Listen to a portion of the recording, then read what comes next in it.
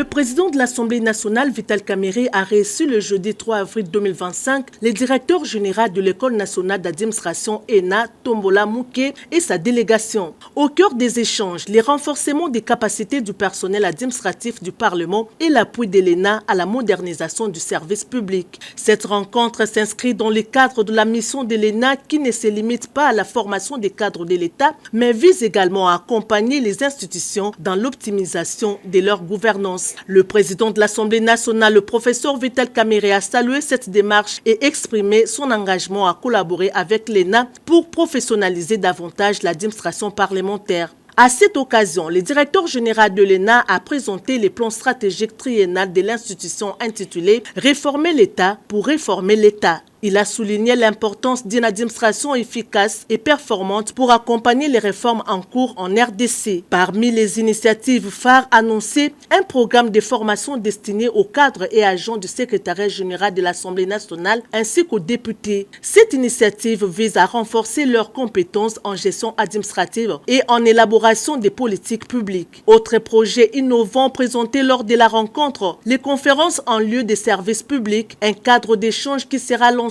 d'ici la fin de l'année pour diffuser les meilleures pratiques administratives et encourager une gestion publique plus efficace. Vital Kamerhe, convaincu de la nécessité d'une administration moderne et bien formée, a exprimé son soutien à cette collaboration. Une Assemblée nationale forte repose sur une administration compétente et réactive. L'ENA joue un rôle clé dans cette transformation, a-t-il déclaré. On n'a pas manqué d'évoquer la formation du personnel administratif de l'Assemblée nationale.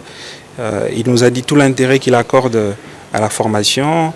Il n'a pas manqué de souligner que le capital le plus important pour un État, c'est le capital intellectuel et que la formation a des rendements d'échelle croissant. Il a beaucoup insisté là-dessus et qu'à long terme, le plus important, c'est de quel personnel dont dispose un État pour son développement. Il a donné l'exemple du Japon qui n'a pas de ressources naturelles, mais qui est un pays développé parce que le Japon investit dans l'intelligence. Cette visite marque ainsi une étape importante dans les partenariats entre l'ENA et l'Assemblée nationale avec pour objectif commun l'amélioration de la gouvernance et l'efficacité du service public en RDC.